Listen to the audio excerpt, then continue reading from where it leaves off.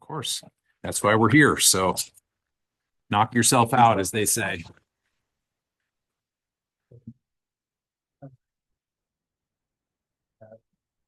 Well, we have quorum, so shall we get started? Okay, great. Well, welcome everyone to tonight's Citizens Bond Oversight Committee meeting. We will start out with the roll call, please. Olivia, thank you. Janet Borgens. Present. Carl Landers. Present. Jennifer Givens. Present. Carl Metz. Present. Jacqueline Rodriguez Luna. And Jipal Sahay. Okay, well, we have, by my count, 4 members present out of 6, which is a quorum, so we can continue with the meeting.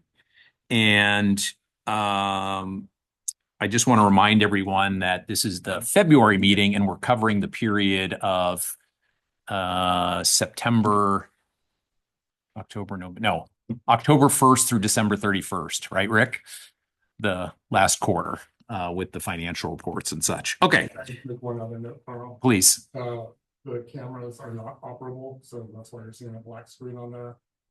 But we should be able to present up there as well and do all the other functions, and we are visible in the boxes for those logged in. The meeting is being recorded. Okay, and the Zoom participants can see us, but we just can't see it in here. Not sure they can see us, but they can hear us if there are. Okay. And at this point, there are no attendees. Okay. All right, good to know. This room is cursed, technically, is it not?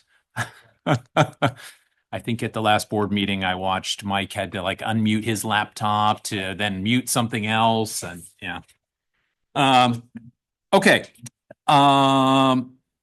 Changes to the agenda. Anyone have suggested changes? Otherwise, is there a motion to approve tonight's agenda? Second? Second. Fast. All in favor? Aye. Aye. Okay, great. So let's move into the public comment section. I don't see anyone in the audience here. Is there anyone on Zoom? Nobody on Zoom, no one in the audience. So we'll move into section 4 then, which is approval of the minutes from the last meeting. And thank you, Olivia, for taking the minutes, typing the minutes, and sending them out. Does anyone have any revisions on the minutes from the last meeting?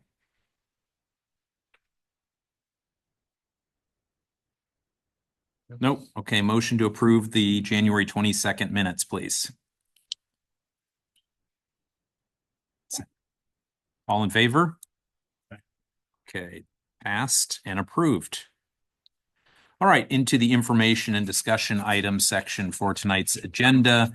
And we're going to start at 5.1, which is reviewing the financial and performance audits from the 23-24 fiscal year, which I believe were presented to the board, was it 2 weeks ago? Yeah, let's step on up, hit the red button, and introduce yourself and take it away. Thank you. Good evening. My name is Ahmad Garaibe. I am the independent auditors for the 2 measures that you have over here. And the scope of the audit, a little different than the typical audit. This is what they call a performance audit. Is basically 2 components. The first is to ensure that the financial statements for the measure S and measure T are fairly stated. And the second component of this audit engagement is to ensure that the expenses are in compliance with the ballot language. And this is what they call the performance audit. So the process starts at the beginning of the year. We typically split the audit into an interim phase and a final phase of the audit. Then interim phase, we take a look at mainly on the compliance. We sample quite a bit of some invoices. We also look at the internal controls as they relate to those 2 measures. We like to see segregation of functions and duties, review process, adherence to district policies. And then we wait for the district to close the books, and we come in after the fact and confirm the amounts that are reported in those 2 measures. Confirm your bond proceeds, your interest, your cash, the various numbers that are reported on the financial statements. And then at the same time, we also sit with your project managers and review the expenses that were charged to the program, whether it's payroll or vendor related. At the end of the day is to ensure that the expenses are in compliance with the ballot language. And again, as I said, this is a little bit different, making sure that of an audit, making sure that the amounts are segregated from the district's amounts. And so they account for those two bond measures in separate funds, in separate GL codes, in separate treasury accounts. And so that's another subcomponent to the audit. And I'm pleased to let you know that we issued a clean opinion on both the Measure S and the Measure T with respect to the financial statements. And then we also issued a clean opinion on the compliance with the ballot language. And with that, I'll be more than happy to take any questions. Thank you. Appreciate you coming here to share that with us. Any questions from committee members about the audit reports?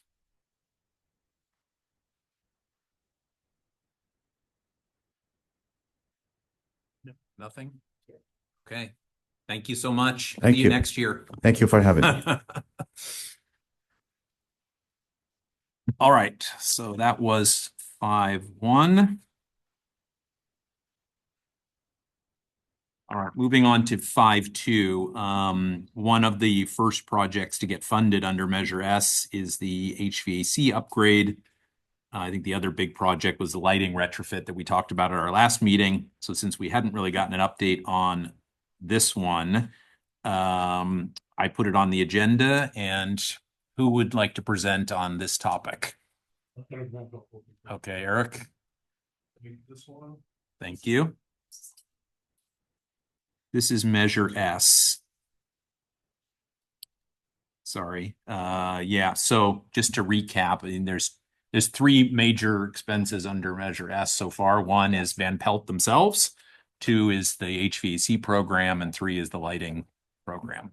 Yeah.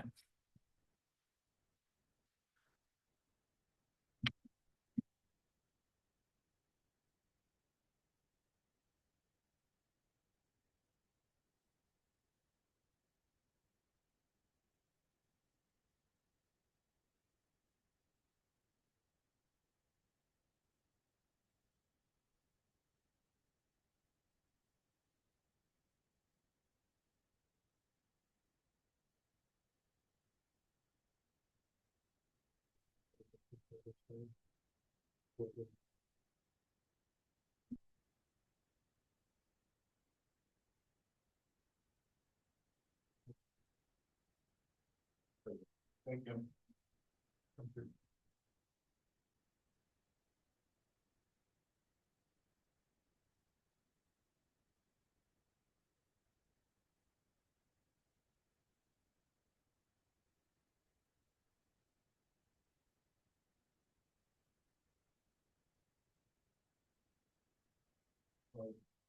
For you tonight, and it covers both of the HVAC upgrade project and. Thank you. Sorry, let me have a quick slide deck for everybody tonight that covers both the HVAC upgrade and an update on master planning. That's an item later in the agenda, but it's also covered in this slide deck. So Okay. I will run through it and give you the update. So first master plan, you can see that we're quickly approaching the end of the master planning process. We started back in July and we're wrapping up in March of this year. We've got community engagement that's going to be going on this month next month. Cost estimating and project prioritizations. We're going to do a workshop with the Board of Trustees to get their review, input, and prioritization. And then we're going to develop the final master plan in documents. And we should have all of those documents all wrapped up by the end of March, going into April. And then we'll have a full comprehensive master plan for the district. Talking about where we've been and kind of what this timeline is going to look like in a little bit more in depth. You can see we've got the board meeting here in 226 where we're doing an update. We're currently doing cost estimates with QKA on the input that we've received to date. We're gonna have community forum meetings sometime in a March timeline to get even more input. We're gonna publish a draft in April. And then we're gonna have that board study session in April. We're still nailing down the dates right now. And then a final master plan published in May with a board meeting in 5/14 to adopt if the board is accepting of the master plan. Could you Yeah. chat about the logic of doing community meetings after the cost estimating? I think step one was you went to the sites, right? You got their feedback, you showed them a plan. They said, that looks Absolutely. great. Yep. Now that you're costing it out, I mean, if the community says we hate this and we want to do something else, wouldn't you have to go back and Then recost? we'll make an adjustment. But if we keep things in a straight line like that, it's going to take forever, Carl. So we kind of work in parallels. And if we get feedback from the community that they need something changed or that there's going to be something changed, and even if we get feedback from the board in that study session that they want something changed, we'll go back and we'll tweak the cost estimates and make sure that they align with the new scope. The majority of it that we see when we do this process, there is some minor changes here and there, but there's not wholesale changes that would keep us from starting that cost estimating project so we could try and make it as timely as possible. Carl, did you have a question? Yeah, the 4-week turnaround to go from draft to final, is that going to be essentially 2 weeks district review period and then 2 weeks of adjudication of comments and things? Yeah, pretty much. Exactly. You're hitting it right on that. Okay. I've been stuck in these couple rounds of these. Do you think that's feasible? Yeah. Has the board been kind of briefed and The board's been briefed, we're given an update, Okay. and then that a real important one is going to be that study session in April. That's going to be where we sit down for a while and just really kind of get into the meat and potatoes of it and talk about what adjustments they want, how they want to prioritize, because we know we're gonna have a master plan that's gonna have more needs than we have money, even with the bond program that we have. So there's gonna have to be a prioritization process that goes on there as well. Great, thanks. So the target completion is early May, is that right? Correct. Yep. Okay. Work wrapped up in April and then going to the board in that May 14th date to final approval and adoption should they like the plan that was developed. So the original contract with QKA for this had an end date of December 20th, 2024, right? Yep. Are they charging additional or is this still No, under the original scope? It's still under the scope. It's scope. It was a scope-based contract. The lull was a little bit getting it was tough to get all the meetings scheduled with the different sites and get the site committees, get that ball rolling. It took some time, but no, there's no additional charges, no additional fees. The contract is to deliver a master plan. It's not based on the time. Oh, sorry, one more. So if there is any delay in getting the final master plan or facility master plan finalized, is there a risk register already set up for what those impacts might be or how that might impact the program? When you say a risk register, like just kind of a risk tracking mechanism. Yeah, I imagine there's a critical path. That falls on the critical path. Exactly. Yeah. There'll be some discussion about that, and we have program contingency money and time built into this, so we can do that. So really having this discussion and hitting that May date is the goal. Should there be something that the board wants changed in that May date, we'll go back and we'll bring it back to the next board meeting. But these small tweaks at the end can be done pretty quickly. So we'll make sure that we hit that last May date, and then should like I said, we're hoping that we flush everything out in that April study session with the board. But should something else come up, we can turn it around pretty quick. And also from a program perspective, there's everything that we're doing now will be in the facilities master plan, but there's no summer projects dependent for this summer on the facilities master plan. Those have already been approved and in motion, right? So if we were waiting for that plan to get finalized so we could start something in June, absolutely. Okay. But everything from that point forward will be targeted for the summer of 26. 26. Yeah. So we should be fine from this. The community meeting, sorry if I missed it. How are those being held and how are they being advertised? Information on that will be coming out later this week or early next week on, I'll say the quantity of 2 to 3, format of those meetings, and location, if not. There'll be one that's virtual, and others will be in person as well. We're trying to hit a mix of all different kinds so we can make sure we capture as much input as possible. Is it a community meeting per site or is it more of a district-wide community meeting? Yeah, go ahead. I'm sorry. Someone has their speaker on. Or their mic on. Tell me. Mic is still on.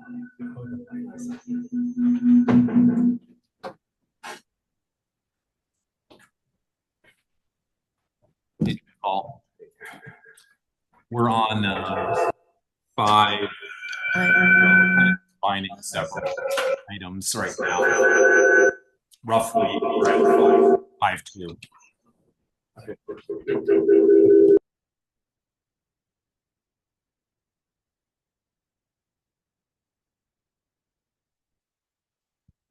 Got it figured out. We're back in business. Yeah, I think. Okay. I think we're back in business. Yeah. Okay, we're back in business. So the community, you were saying about the community meetings, I think. Yeah, no, it's not one per site. There, like Rick said, we're gonna have 3, and we're gonna have a combination of sites so we can get a full input from that district wide level. So the goal is to have those three meetings and capture as many people as we can, maybe different locations, and then like Rick said, one virtual so we can capture the folks that would prefer to come virtually. And the study session, is that a public meeting? Study sessions. Yes. Yeah, okay. It will be a public meeting. Okay. I'm sorry, is there a communication plan in place for broadcasting the dates of these community outreach meetings?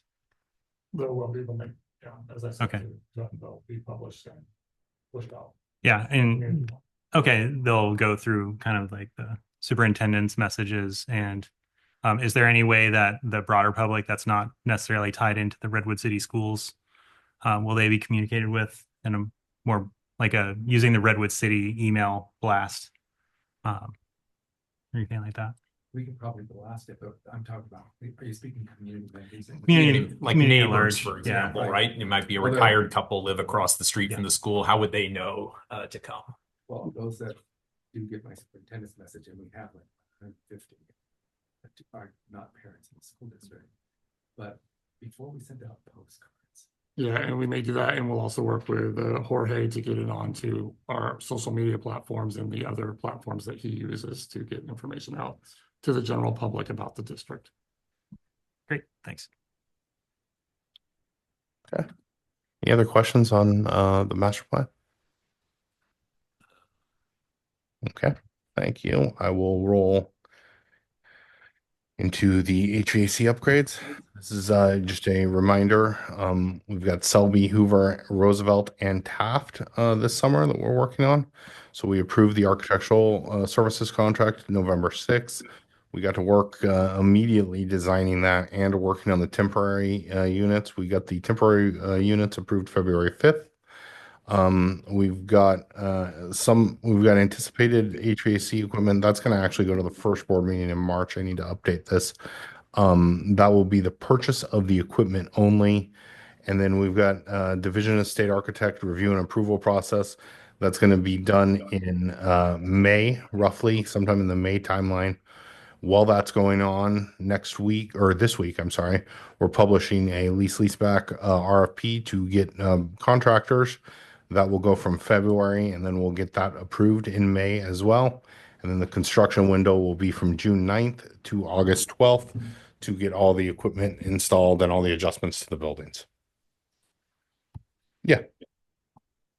So the schools that you have listed up there, they currently have a system in place that needs to be upgraded. I'm just curious, Taft is a fairly new campus. So most of your schools here have no AC air conditioning. Even the new ones that were Even your newer sites, there are some exceptions. There are some classrooms and areas sprinkled out throughout the district, but the vast majority of your spaces do not have air conditioning. Wow.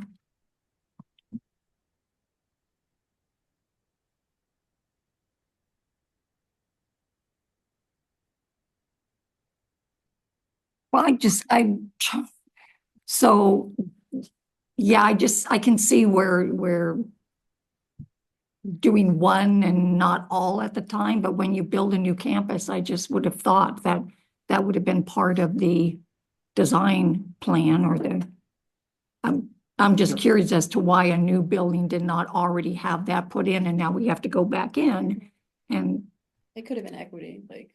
So part of it is Taft has a new building, it's not a new campus, right? So there's still a significant portion of that campus that was built in the 1940s or 50s. I'm not sure of the age of that site off the top of my head. And at a number of other sites as well, there was new buildings constructed. I believe, and I might have these mixed up, I believe Taft actually has AC in the new building on both the first and second floor. they do. Right. You're right. So they are not Got going it. to receive new AC in that building, but they will On the other- 80% of the remaining Got it. Okay, campus. that makes sense. There are some new buildings in the district. Yes. Two-story buildings that received AC on the second floor, but not the first floor.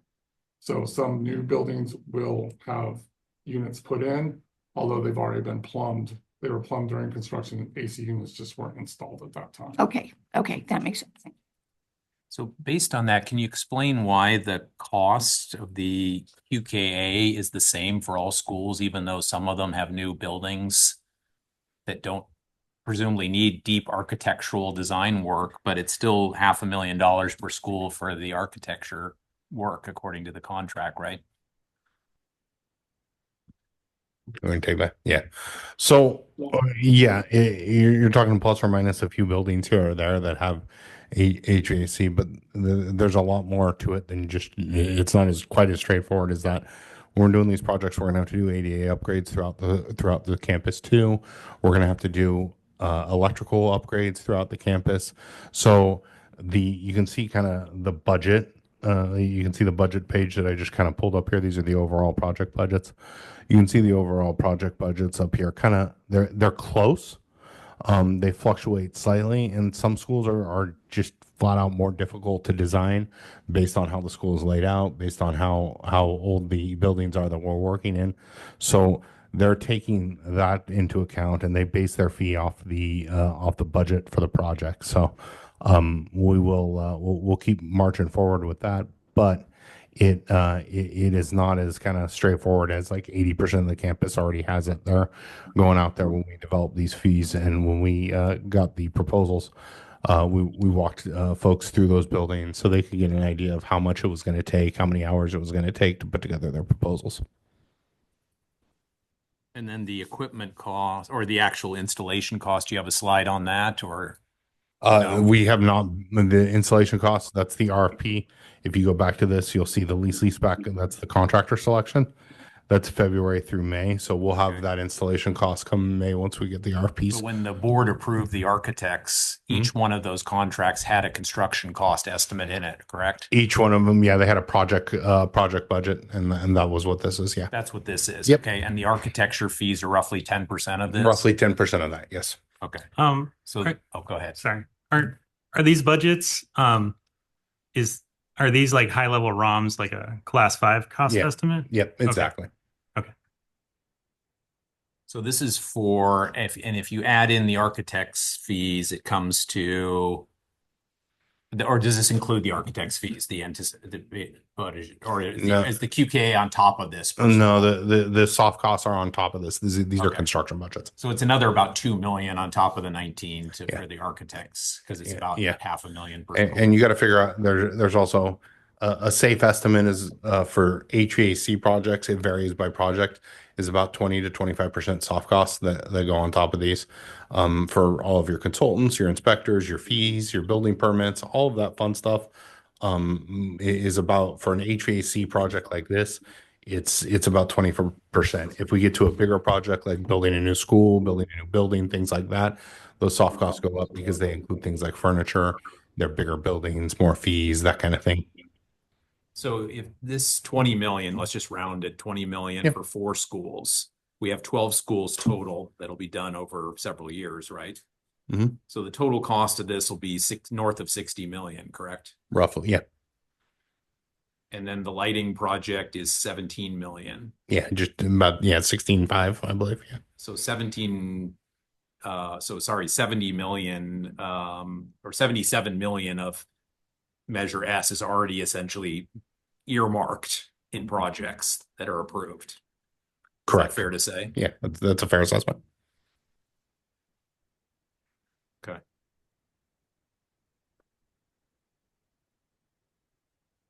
And what was the, maybe you could just recap it here.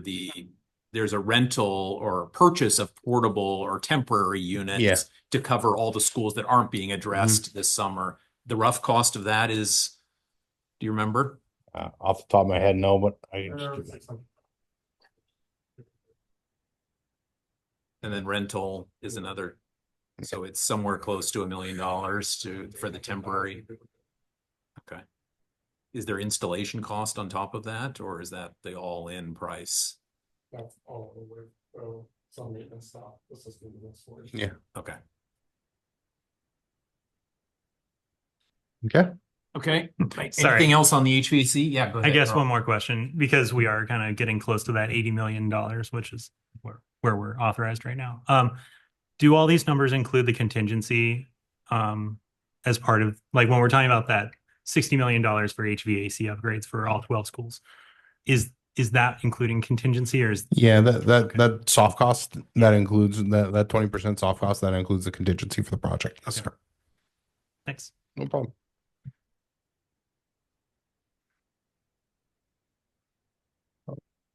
Just add to that, as we add up costs of roughly $80 million for argument's sake.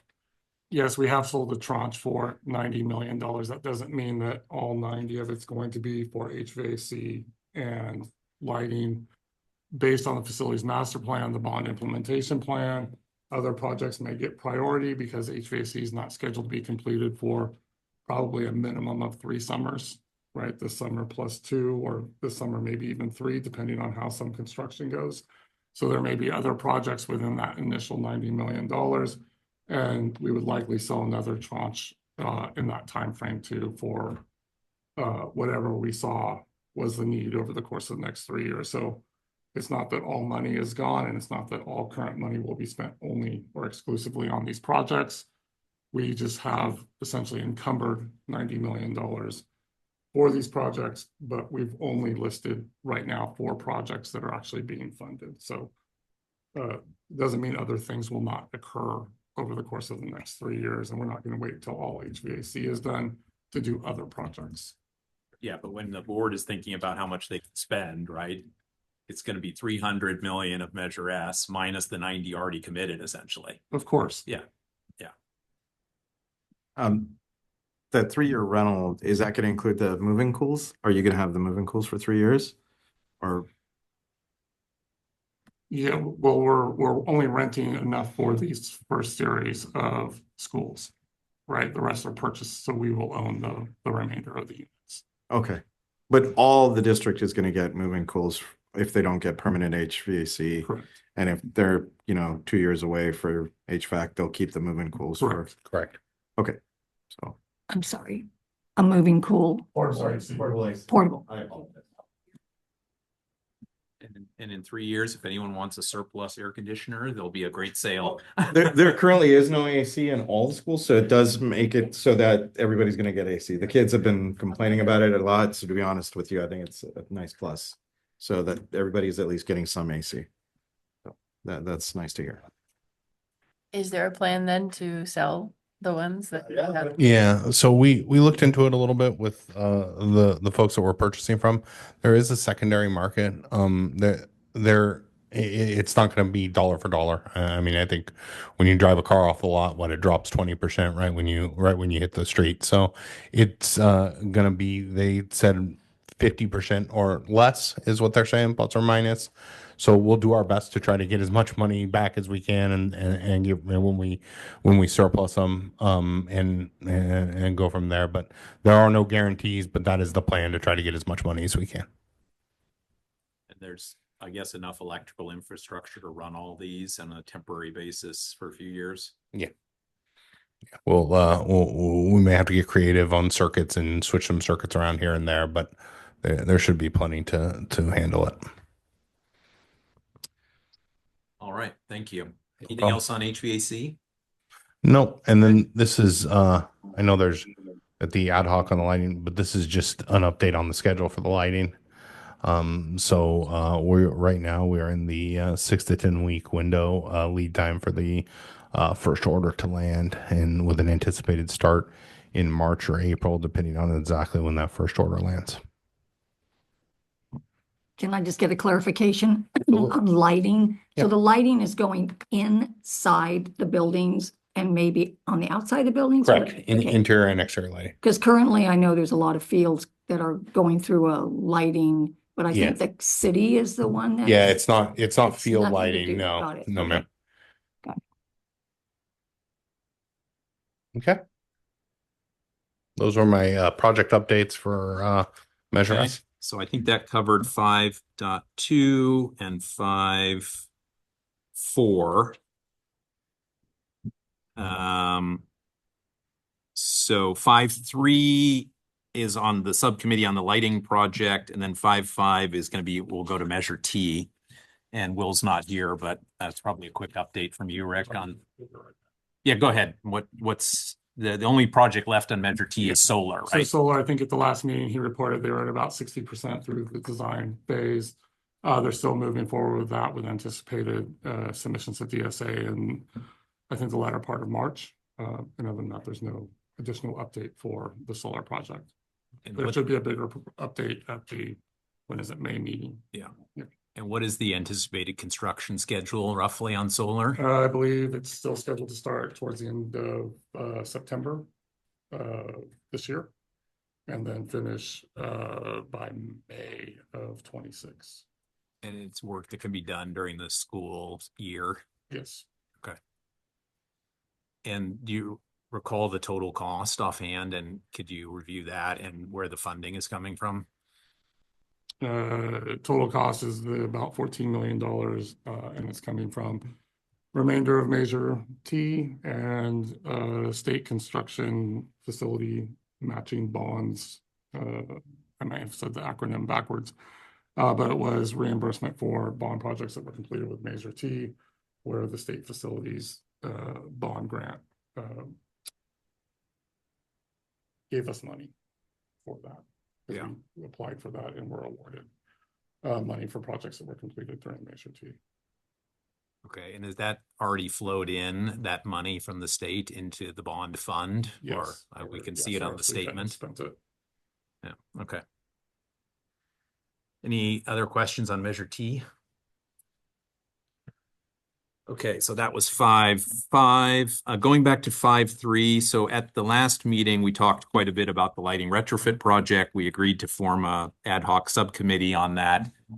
Carl volunteered to be on the committee with me. So Carl, it's the Carl and Carl committee. Our first order of business was to put together a list of asks for information from the district, which we sent over, I think, last week. And Rick responded some on Friday, a bit yesterday. So we haven't had time to digest the information and come back with a report to the full committee. So that's the update, and we will make it a priority to have an update for the next CBOC meeting. Anything to add, Carl? No, I think I'm good. Questions on that? Or- My only question was, did you get any reports from Total Electrical that we were discussing in the last meeting, like draw and I think you included something, but I don't know. I haven't had a chance to look at that Yeah. piece of it. Eric provided. The slides. Oh, yeah, it was the slides that you presented. Yeah. But we didn't get say more about your ask to make sure, first off, I'll check to make sure we asked for it. I think it was the total energy assessment of the solar, bringing energy use or cost down. Correct. Yeah. Yes, that's the one. I just wanted to know if we had that, we were gonna get an estimate from total power draw versus with solar and include to digest the offset for the cost that was included in for. So that was item 6, and let's see. I just wanted to know if you've received the report and if it was viewable.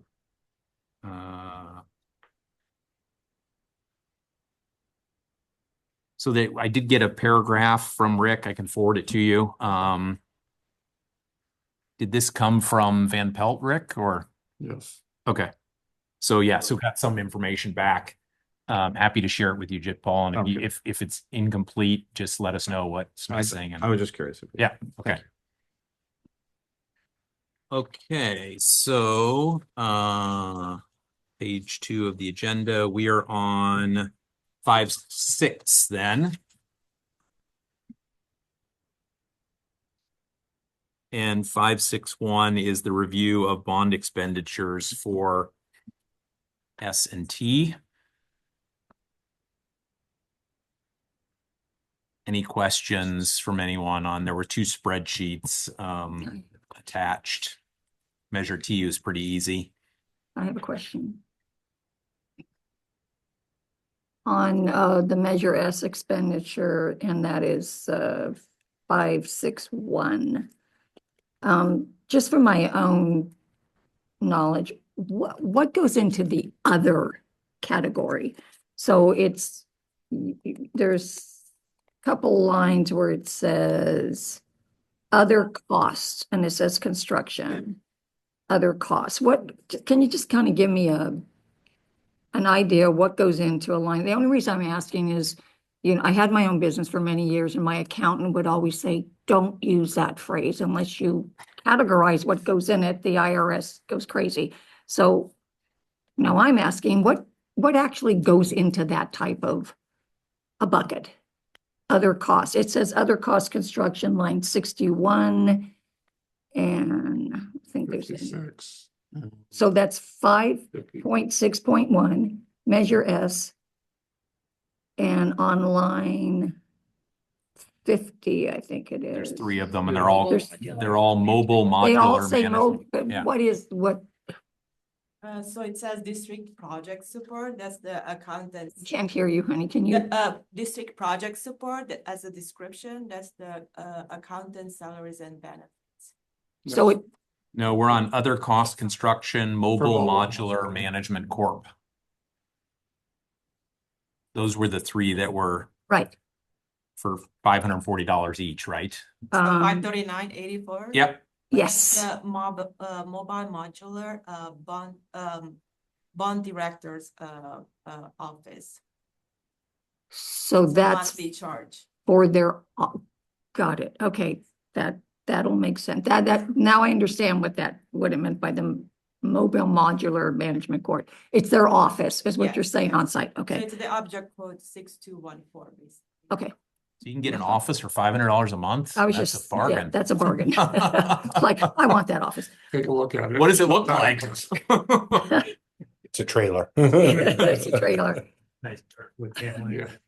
And then on the Measure T one, wait a minute, that was Measure. Yes, so let me get to Measure T. I had a question regarding just a couple of things that were listed here, like Mason Theatrical or Muson Theatrical. What? It does say the Theater services. Oh, So you're on the Measure T list. I went to the now? Measure T list. Measure on T. 5.6.1 Measure T expenditures, yes. Oh, So that items. is just to install the theatrical lighting, and this obviously is at McKinley. Okay, that one makes sense. That's rows 9 and 10 you're referring to. Yes, Which one's They negative? reverse. one's negative and one's The yes. negative is the accrual, and then the positive will be paid for this fiscal year. Okay. Okay, that's what was my next question. And then could you explain to me the Colby Technologies license? I see that on many of these documents. So it looks like it's for a month. That's like $6,000 or $10,000 Yes, a month. so from July 1st through August 24th, we calculated that the expense is $6,268. What is that? The license, the expenses for the whole year, but, some of the month fall in the next fiscal year. That Oh, is why, okay. some of them we have to reclassify as a prepaid expense. Oh, got it. Okay, okay. And it's for a bond program, It's the bond- accounting Coding management. technology. Account, got it. Accounting Okay, code, yeah. okay. And then there was one more, I don't remember seeing is it Donis Wolver Kelly? What? DWK, yeah. Yeah, oh, DWK, that's, Yeah. okay, duh. Okay, I was like, I don't remember seeing the name spelled out. Okay, done. Thank you.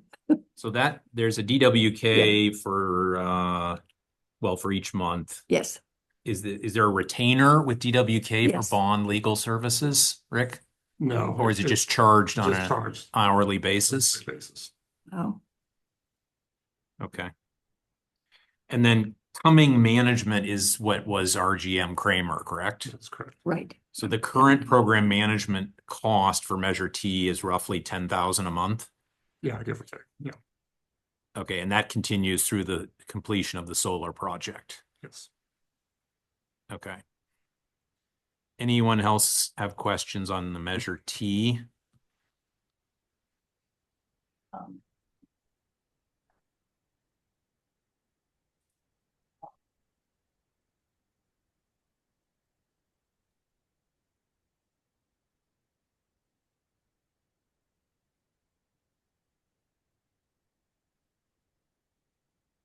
While you're looking for that, I had a question on the Measure S list.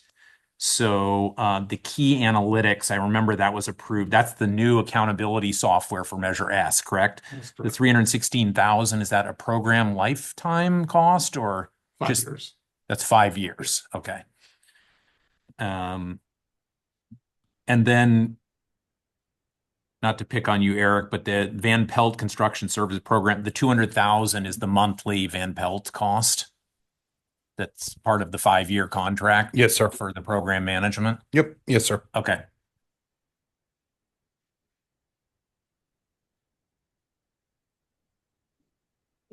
My other question had to do with one of the documents that had a very fine print at the bottom that had to do with COVID.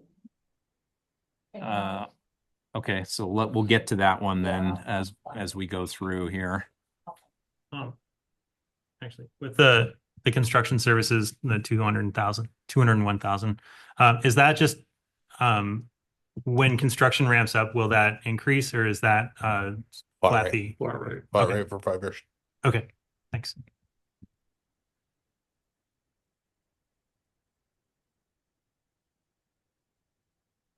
Okay, anything else on the 561, which is the specific S and T expenditures? Nope. Okay, 562 is change orders. Anyone have any questions on change orders in the period? We had one.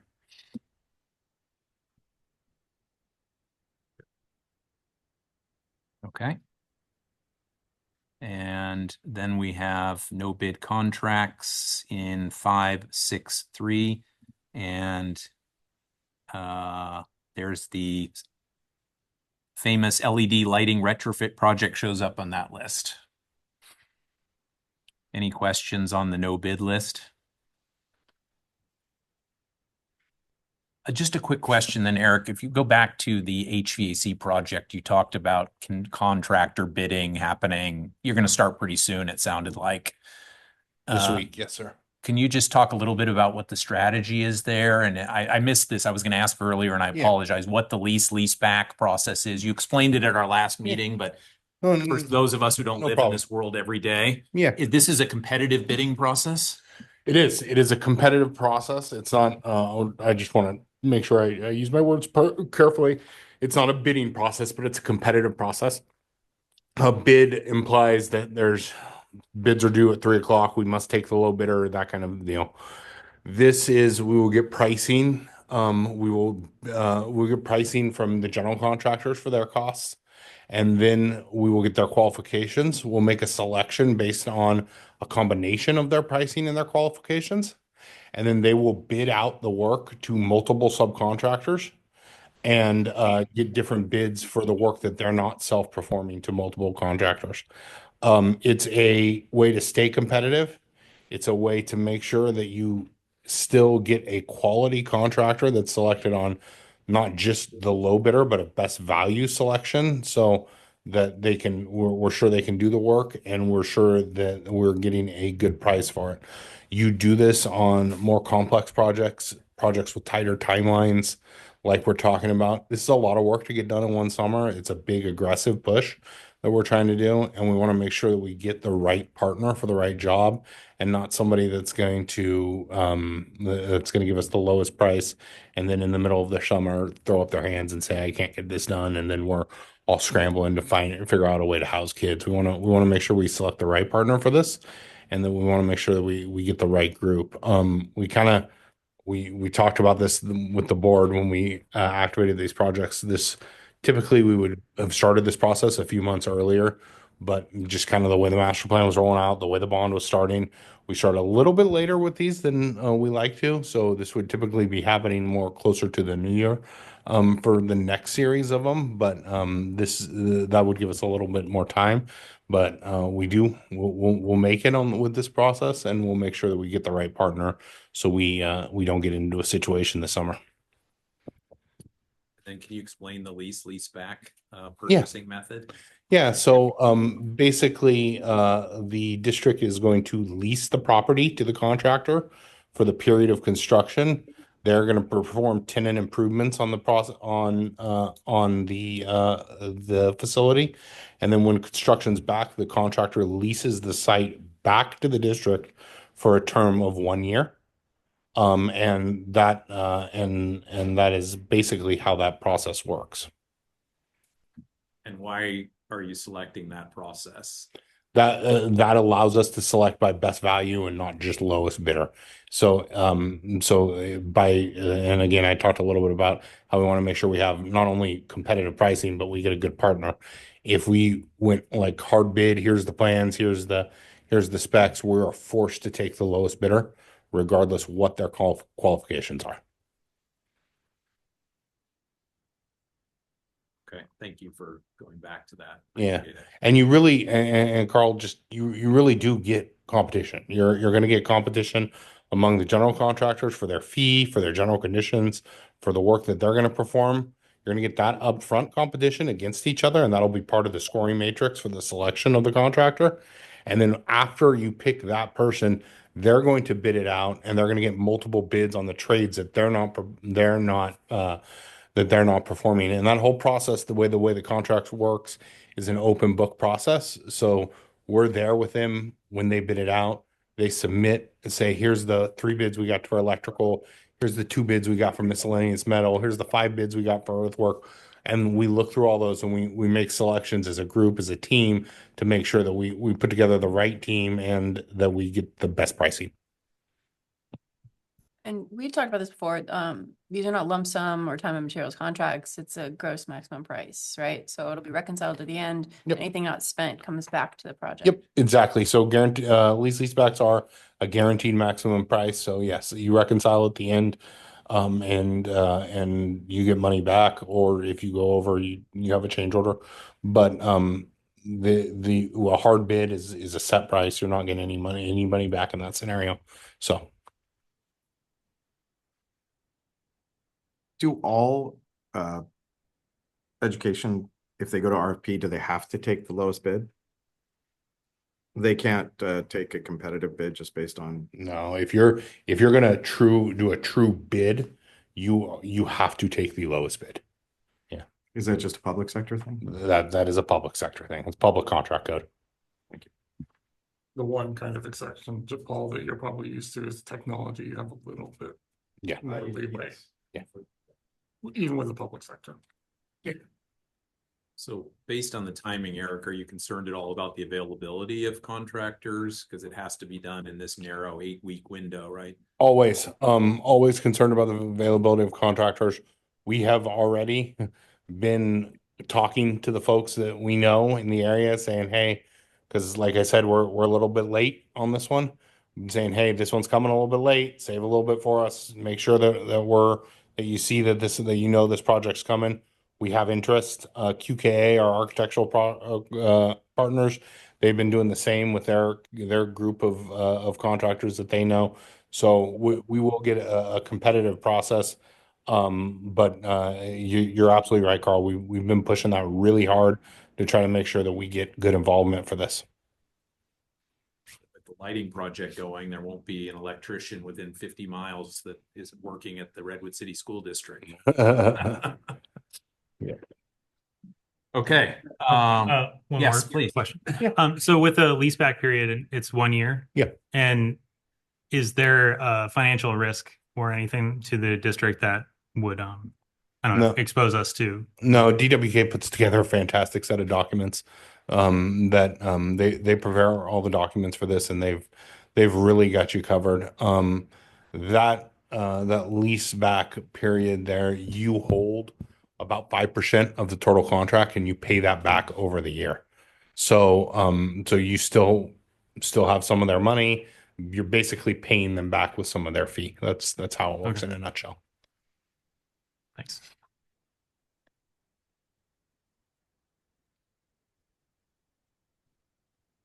All right, so we're moving on to 564, which is the new projects spending approved by the board in the period.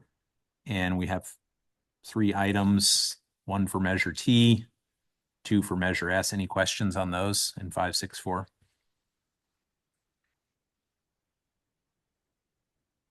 Okay. All right. 565, no current litigation or public disputes. And so that takes us into 5.7. And we've got 5 or 6 handouts, Erica, that you're going to take us through. As always, please, the floor is yours.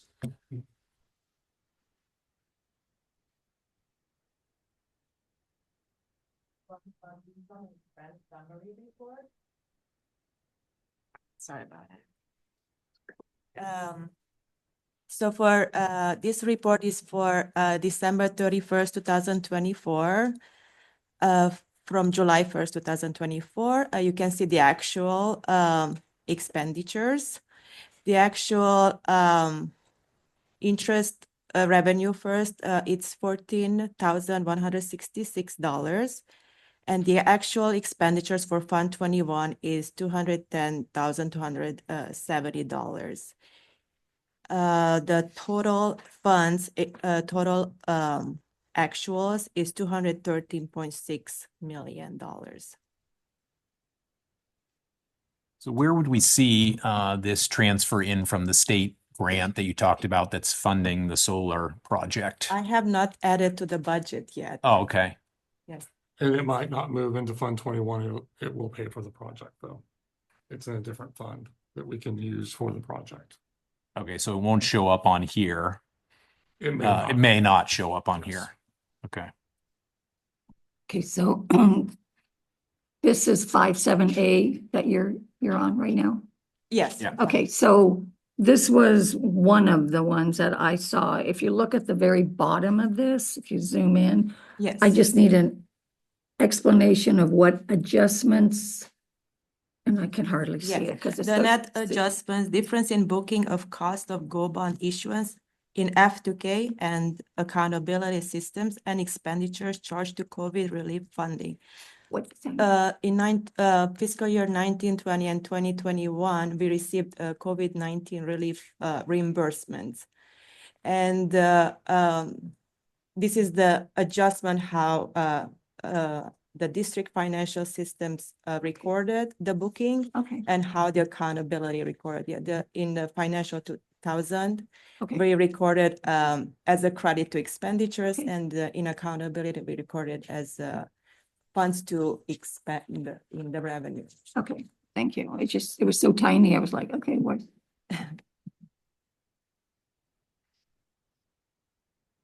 Any other questions on A? Okay, thank you. B.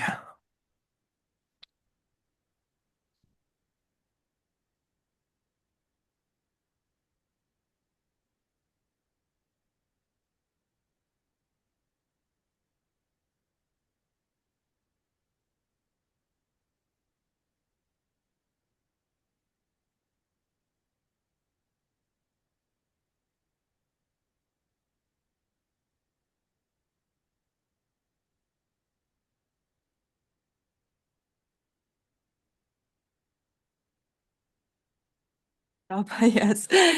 How do I stop this? Oh, here, stop share. Okay. And then.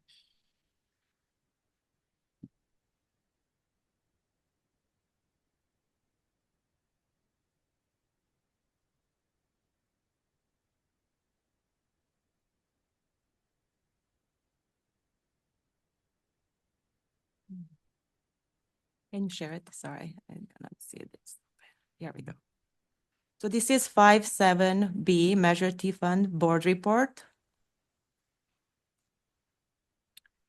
This report is from the district financial system. It shows the year-to-date actuals. And this is a supporting document for the income and some expenditure summary report that as I just presented. It shows the revenue, the interest earned, the $14,166, and the expenditures, $210,270. As you can see, there were no salaries and benefits charged to Measure T as it is in Measure S.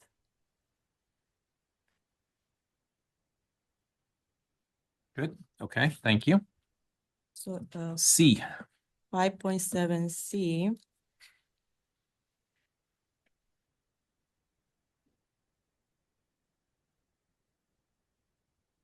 This report is from the accountability. Report is for December 31st, 2024. You can see it shows the projects on the left side, the budgets and expenditures. And as we scroll down to the last page, we can see the total actuals of all funds combined of 213.6 million in balance with the district financial system. And the budget is 228,835,444. This, from the last presentation, the budget has increased by the projected revenue of $13.7 million. And that's the money we were just talking about, or? That is the money that we are using for the solar phase 2. Yeah, that's the grant money though. So it is accounted for in this here in the budget. Yeah, it is a projected here, yes. Yeah, okay, got it. Is that included? Includes the it's just the it's if you can see the next report I will show you, it's included into the construction project and contingencies.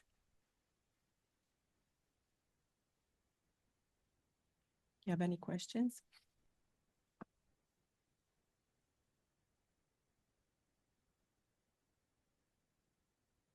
All right, D. This is also from the accountability, the sources and budgets report. And to answer your question, you can see on the second page, this money is deposited in the solar phase 2 project. We added 13.7 million in funding, and it's under the construction costs. And then the rest is in the project contingency is 1.5 million.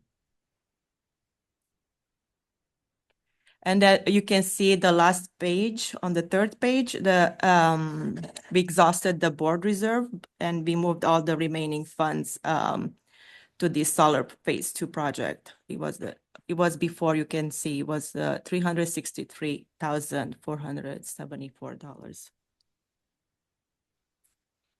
Where is the solar project, Erica? I can't. It's on the second page. Second page, what's the name? Oh, It's multiple. I multiple, was yes, looking for it's a little S to bit- start with solar, but it starts with multiple sites, solar phase. Okay. Yes. In the M's. Thank you. Yes, so you see. Between McKinley and North Star is solar. So the construction Literally, is I think. 12.5 and then contingency is $1.5 million Okay, in that column. got it. Thank you. The next report is 5.7E this is for Measure S. It's a board report from the district financial systems. And you can see year-to-date actuals as of December 31st, 2024. The interest revenue for the first quarter was 890,000. And the majority of the expenditures under the capital outlay, under the object code 6,000, it's $1.5 million. And which includes the VPCS services, QKA, architectural fees, and some other smaller contracts, copier lease, and key analytics as well. And then the classified salary, it's listed here, and the employee benefits. Okay. The next report is 5.7F, and this is from the new financial system Keystone Solutions. This report shows all the actuals by object codes and fiscal year from 2022. List all the expenditures, and fiscal year 2024, 2025. The total from July 1st through December 31st. Hold on one sec. Okay. Every time he leaves, don't leave the room. So for fiscal year 2024, 2025, the total expenditures are 1.5 million. And for all years, the cumulative expenditures is $3.2 million.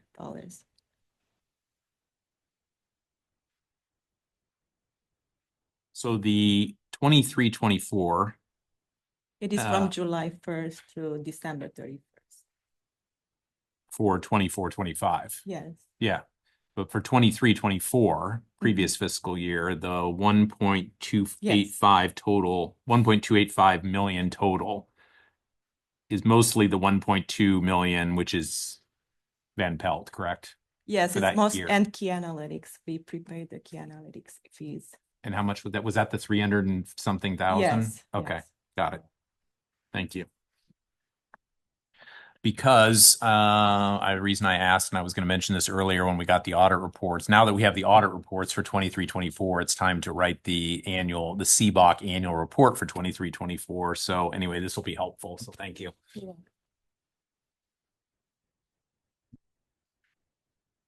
You have any questions?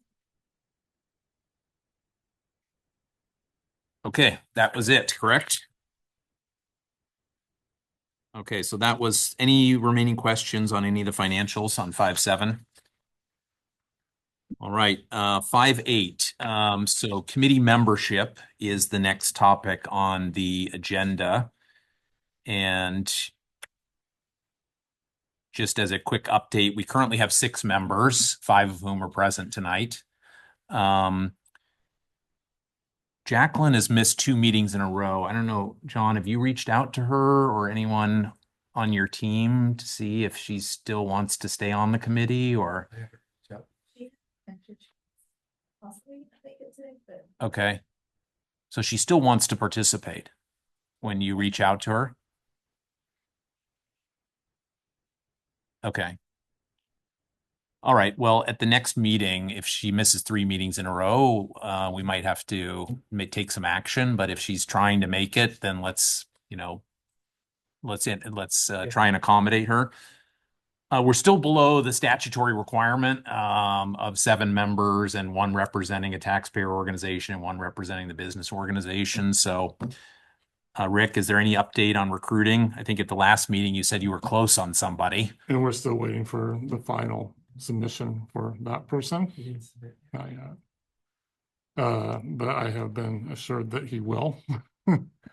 Or the thought is that he will. And other than that, there's no additional update for tonight. You tell him that he gets the CBOC t-shirt if he gets on the committee. It's a collector's item. Can we pay for that out?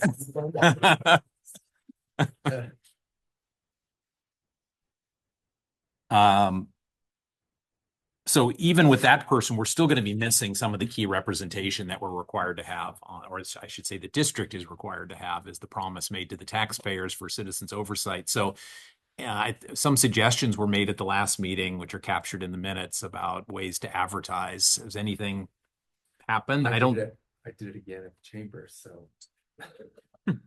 Next month is the Community community meetings, forums, yeah. right? So Somebody. Good opportunity. Yeah. It's a good rates. Yeah. Who's going to lead the community? Is it QKA that's going to lead the discussion at those community meetings? Yeah, QKA will be the leader of the discussion.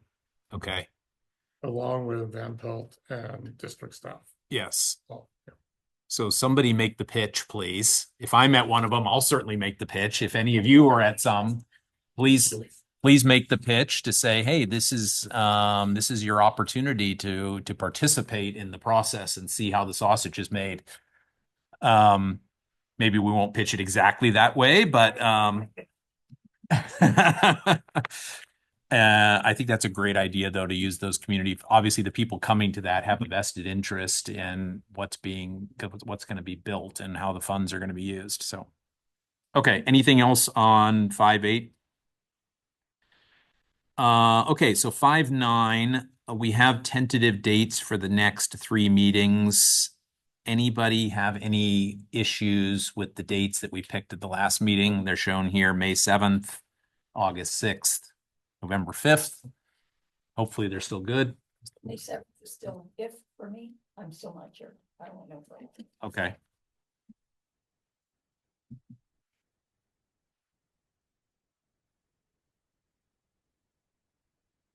Just as a reminder to the district, I believe that some people terms are expiring in June and they need to be re-upped in front of the board. So please make sure that gets calendared before people expire from the committee, not expire. Yeah, I think it's 4 of us. 4 of you. Is it 4? Yeah. I think yeah. Assuming you want us back, the board needs to approve it, I think, before June, some date in June. Okay, then we are done for tonight. Anything that we missed? Motion to adjourn? Carl moved. Any second? Thank you, Janet. All in favor? Aye. Motion passed. Meeting adjourned. Thank you, everyone. See you in May.